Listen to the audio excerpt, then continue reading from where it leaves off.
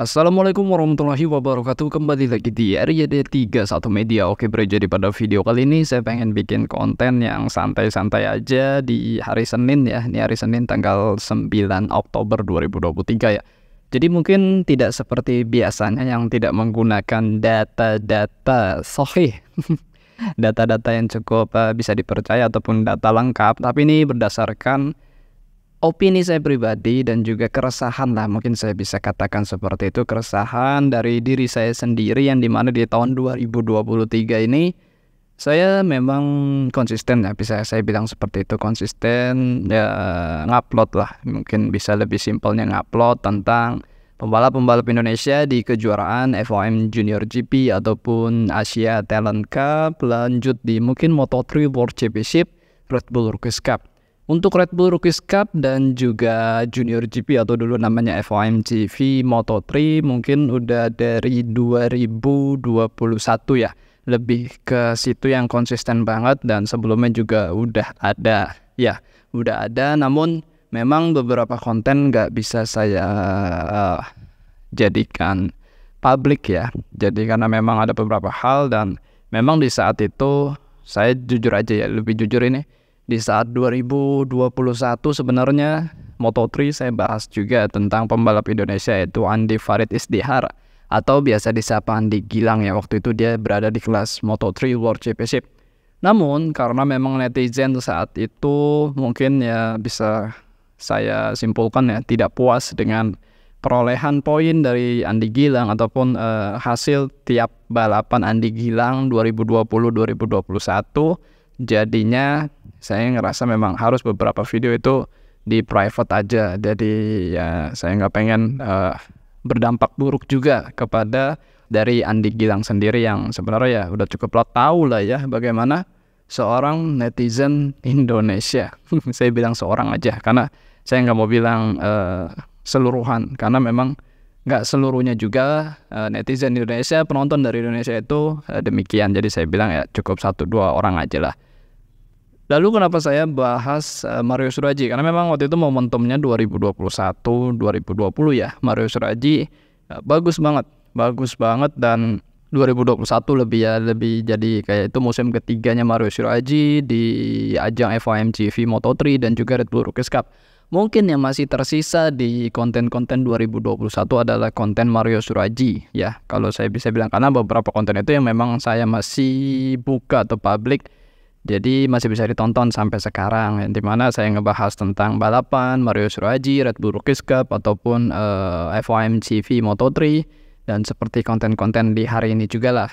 Bicara di konten kali ini, itu keresahan saya adalah deja vu banget musim 2021 dengan musim 2023, yang dimana sosoknya sendiri mungkin lebih saya bisa Mario Aji saat ini adalah dulu Andi Gilang, terus Veda Ega Pratama saat ini adalah Mario Aji. Jadi seperti itu, dan netizen arahnya udah sama seperti musim 2021 yang dimana ya banyak yang mulai merasa Mario Surajie kayak sulit banget meraih poin dan kemampuannya segala macam. Dan beberapa konten tentang Mario Surajie saya harus lebih rampingkan, lebih proporsional lagi. Jadi nggak seperti dulu yang dimana mungkin tiap balapan, setelah balapan ataupun sebelum balapan ada beberapa konten di mana saya berbicara berdasarkan opini pribadi dan harapan-harapan saya sendiri, dan itu kayaknya akan saya rampingkan ke depannya. Bukan saya nggak mendukung ya, tapi lebih kepada saya menjaga Mario Surajie sendiri ya, kepercayaan diri dia. Karena apakah video saya ditonton Mario Surajie ya kita nggak tahu, karena video di publik itu seluruh dunia bisa nonton sebenarnya kan, mau itu dari Amerika, Afrika, Jepang, Spanyol, ya semua negara bisa nonton kalau kita publik di YouTube. Dan otomatis ketika kontennya mungkin cukup proporsional seperti biasa saya ngebahas, tapi komentar-komentarnya itu bahkan kan kalau di YouTube komentar itu bisa diterjemahkan ya. Jadi misalnya orang Korea gitu kan nonton konten RYD31 Media, dia bisa baca tuh isi-isi komentarnya. Bahkan itu yang buat saya harus menjaga kepercayaan diri Mario Surajie. Karena saya sendiri agak malesin ya, maksudnya malesin itu untuk ngapus-ngapusin komentar itu dan juga menanggapi ya. Kalau saya tanggapin biasanya saya kasih love dan juga mungkin saya balas Kalau memang komentarnya agak di luar Nurul ya, maksudnya nggak relevan, nggak nyambung dan segala macam, saya balas tapi nggak saya hapus. Tapi komentar-komentar yang mengandung sara ataupun berbicara fisik ataupun berbicara kotor dan menggunakan nama-nama hewan, biasanya langsung terhapus juga atau masuk ke kolom spam komentar juga sih. Dan itu buat saya ya pertama ya berdampak ke saya juga untuk bikin konten yang dimana kalau komentar-komentarnya saya nggak pengen dipuji secara pribadi karena saya bukan berbicara tentang diri saya memberitakan pembalap-pembalap Indonesia, ini yang harus dipahamin oleh teman-teman.